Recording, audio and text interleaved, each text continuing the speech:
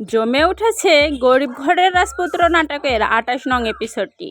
এই এপিসোডে যেন এবার মেঘলার বাবা মা অনেক রিকোয়েস্ট করার পর মেঘলাকে রাজি করতে পেরেছে তার স্বাদের অনুষ্ঠান করার জন্য। কারণ রীতিমতো মেঘলা যে প্রেগনেন্ট এবং তার এখন চলছে ৭ মাস, যে কারণে তার বাবা মা অনেক রিকোয়েস্ট করে মেঘলাকে তার স্বাদের অনুষ্ঠান করার জন্য। কিন্তু মেঘলা যেন তার বাবা মার কাছে একটা রিকোয়েস্ট রাখে, তার এই স্বাদের অনুষ্ঠানে সে দাওয়াত দিতে চায় অনিক এবং বৃষ্টিকে। তো রীতিমতো যেন মেঘলার বাবা মাও রাজি হয়ে যায় মেঘলার এই প্রস্তাবে। কিন্তু মেঘলা যখন বৃষ্টি এবং অনিককে এটা জানায় যে তার স্বাদের অনুষ্ঠানে তাদেরকে আসতে হবে, তখন রীতিমতো চলেও আসে বৃষ্টি এবং অনিক। কিন্তু এসে যেন ঘটে যায় এক কঠিন দুর্ঘটনা, যা কল্পনাও করতে পারেনি মেঘলা। তো বন্ধুরা, জানতে পারবেন গরিব ঘরের রাজপুত্র নাটকের ২৮ নং এপিসোডের আপডেট কিছু ঘটনা আমাদের এই ভিডিওতে। তো কথা না বাড়িয়ে চলে যাচ্ছি গল্পের মূল কাহিনীতে। শুরুতেই আপনাদেরকে জানিয়ে দিতে চাই ২৭ নং এপিসোডের দুইটি টুইস্ট।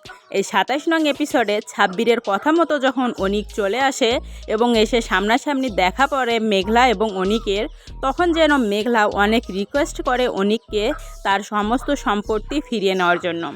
কিন্তু কিছুতেই যেন অনিক ফিরিয়ে নিতে চায় না তার সম্পত্তি।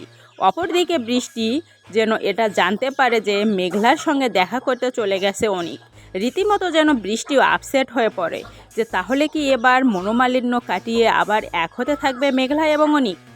অপর আরেকটি টুইস্ট হচ্ছে, মেঘলা যখন অনিককে অনেক রিকোয়েস্ট করে যে তার এই সন্তান অর্থাৎ তার গর্ভের সন্তানের বাবা সে, তখন যেন কিছুতেই না মানতে চায় অনিক এবং তারপর যেন মেঘলা আবারও প্রমাণ দেওয়ার জন্য রাজি হয়ে যায় অনিকের কাছে, যেখান থেকে অনিক মেঘলার প্রতি একটু আশ্বাস পায় এবং মনে মনে অনিক এটা ভাবতে থাকে, তাহলে কি বৃষ্টি অর্থাৎ মেঘলার কথাই সত্যি?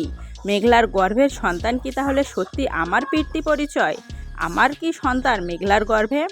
অপরদিকে অনিক যেন কল্পনাতে ভাসতে থাকে, যেহেতু বৃষ্টি তাকে কোনো দিন সন্তানের বাবা ডাক শোনাতে পারবে না, সেহেতু এবার যেন মেঘলার কথায় সাড়া দিয়ে মেঘলার পাশে থাকতে চায় অনিক, যে কারণে মেঘলার প্রতি দায়িত্বশীল হয়ে পড়ে অনিক।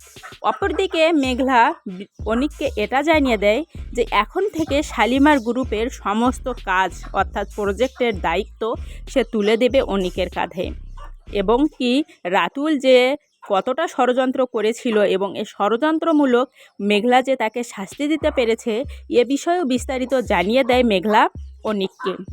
অপরদিকে এবার যেন আমরা দেখতে পাবো ২৮ নং এপিসোডে বৃষ্টি অনিককে বলে সে পথের কিছু মানুষকে খাওয়াতে চায়, যে কারণে পথের মানুষকে খাওয়াতে গিয়ে সেখানে দেখা পড়ে রাতুল এবং রাতুলের পরিবারের সবাইকে। তখন যেন বৃষ্টির মাথায় আকাশ থেকে বাজ পড়ার মতো অবস্থা, কারণ যে রাতুল বৃষ্টির বাসায় এসে অনিককে এত বড় বড় কথা বলে গিয়েছিল, আজ কিনা সে রাতুল রাস্তার ফকির হয়ে বসেছে। তো বৃষ্টি বাসায় চলে আসার আগেই যেন অনিক তাকে জানিয়ে দেয় যে এখন সব হারিয়ে নিঃস্ব হয়ে পড়েছে রাতুল। শুধু তাই নয়, অনিকের যে আগে সমস্ত সয় সম্পত্তি রাতুল মিথ্যেভাবে গ্রাস করেছিল, এ সমস্ত কিছু যেন ফিরিয়ে এনেছে মেঘলা। তো রীতিমতো মেঘলা এবং অনিকের এমন সুন্দর মুহূর্ত দেখে যেন কল্পনায় ভাসতে থাকে বৃষ্টি।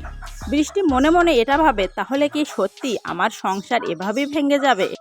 অপরদিকে বৃষ্টি যে অনিকের সঙ্গে মেঘলার স্বাদের অনুষ্ঠানে চলে যায়, এটা কি বৃষ্টি মন থেকে যায় নাকি অনিকের চাপে পড়ে, সে বিষয়ে জানাবো আরেকটি নতুন ভিডিওতে। পাশে থাকুন দেখার জন্য।